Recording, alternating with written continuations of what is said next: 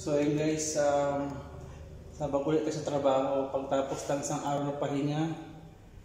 Ayan, let's do it again at tayo na magtatrabaho ulit. Tara. Oops. At nagiging na doon yung aking service. Kasi mamaya ay mag-busy na rin tayo sigurado pag meron tayong mga order. Hindi lang makakapag-video ulit tapos mamaya baka mahirap na mag-video, baka busy na tayo to. Yan, dito lang sa baba guys. So hinihintay ko na lang yung aking service. So napakainit sa labas, sobra. So yan. So, siguro magstay ka lang ng 5 minutes kaya matutulo na yung pawis.